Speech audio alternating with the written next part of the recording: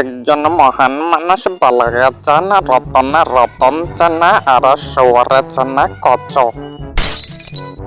জঙ্গলের মাঝে একটি ভালো ডাইনি ছিল, যে কিনা সবসময় সবার ভালো করার চেষ্টা করত। এই যে কিন্নে শুনছ, কি করছ? কি আর করবো, তোমার সংসারে বসে বদিল্লা খাচ্ছি। গিন্নি, দেখতেই তো পাচ্ছ কতটা অভাবে আছি। হ্যাঁ, দেখবো না কেন? দেখার জন্যই তো তোমাকে বিয়ে করেছি। তোমাকে বিয়ে করাটাই ছিল আমার জীবনের সবচেয়ে বড় ভুল। ভুল যখন করেছ তাহলে এখন সে ভুলের খেসারত দাও। ভুলের খেসারত দেব মানে? বুঝলাম না। মানে তোমার বাবার বাড়ি থেকে কিছু টাকা নিয়ে আসো আর অভাব দূর করে দাও। এখন আমার বাবার বাড়িটাই খাওয়া বাকি আছে, তাই না? জাগিয়ে নিজে রোজগার করে নিয়ে আয়।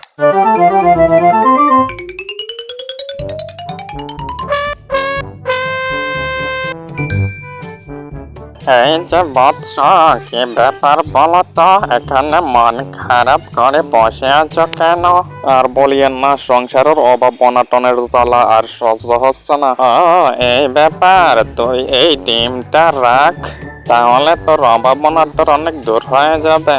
আপনি কি মজা করার জন্য আমাকে ছাড়া আর কাউকে পাননি? এই ডিম দিয়ে আমার অভাব অনাটন দূর হবে? ধ্যাৎ।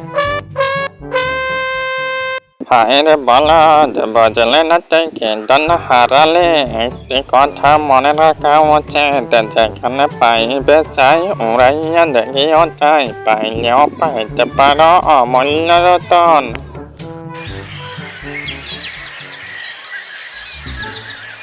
টনি, টনি, কি করো?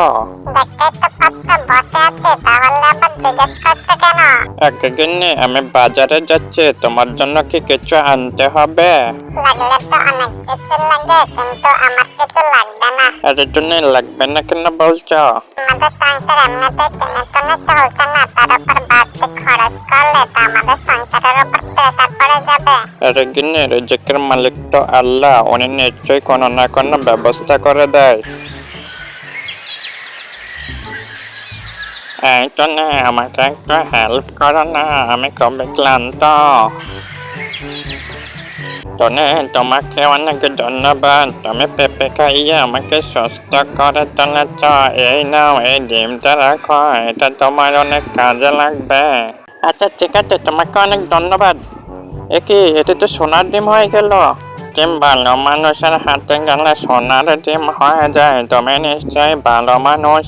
এরপর টুনি সেই সোনার ডিম নিয়ে তার বাসায় ফিরে যায় আর অনেক সুখে শান্তিতে তার দিন কাটতে থাকে। তার জীবনে আর কোনো কষ্টই থাকে না, কারণ ডিমটি সোনার ডিম ছিল।